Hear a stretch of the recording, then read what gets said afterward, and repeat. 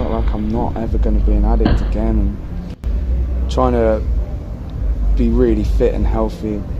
What happens is you go over this edge where you're like, do you know what, I'm just going to let my head down. So you have a couple of beers and you relax, and then the next day you're slightly behind. Your body's behind, you heal it because you poison yourself, and that's when you start beating yourself up.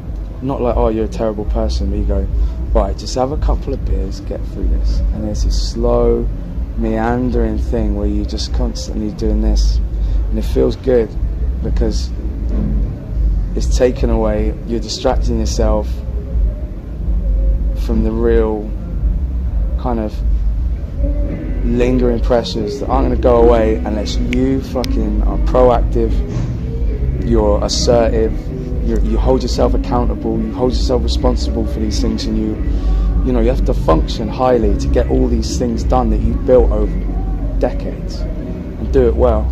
So instead you just slowly self-destruct. It feels good, it's a lot easier, and then a month down the line, you know, you're covered in your own piss. You're in a police cell.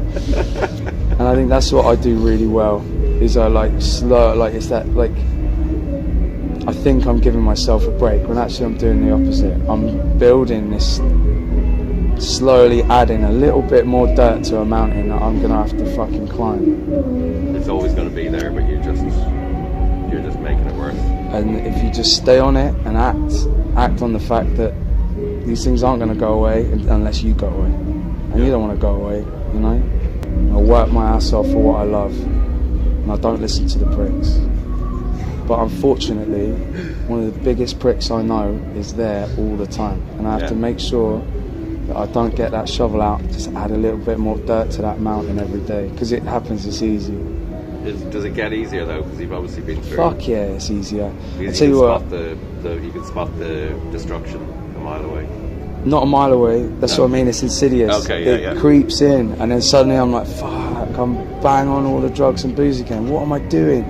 But it's easier. Anyone that's like struggles with that stuff, I'm not gonna lie, the first hurdle is the biggest hurdle. The second hurdle is the second biggest hurdle.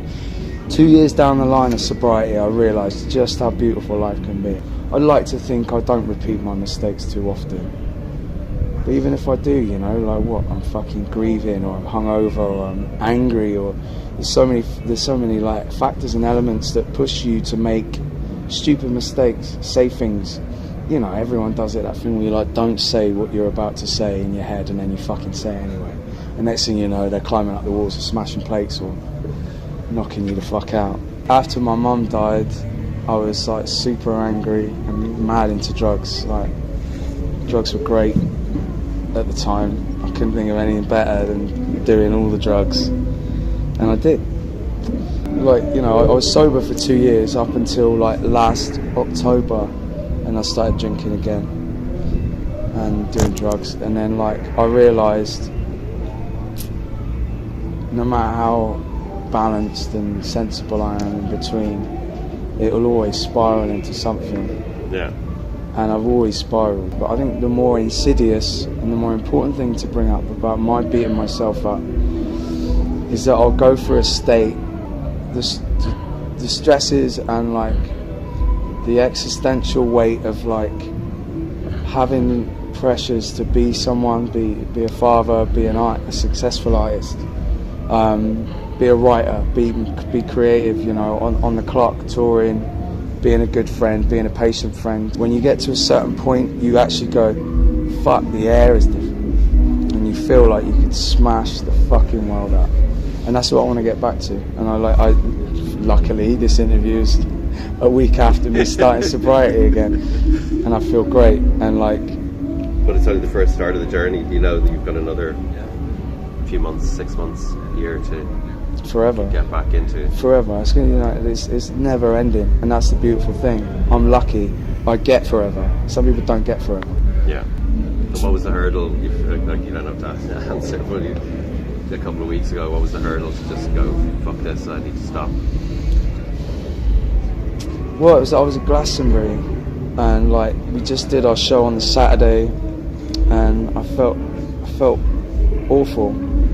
And I was like, there's so many beautiful friends of mine in this field that I could go and sit around a campfire with and catch up with, or go and see loads of bands that were playing that I wanted to see. And instead I stayed in bed and went back to Bristol and recovered. After Glastonbury I was like, man, I'm better than that. I deserve more than that. If I'm putting all that work in, I should reap some of the benefits. So I'm back. Fucking hell. Yeah. It's great. Well done. Thanks a lot.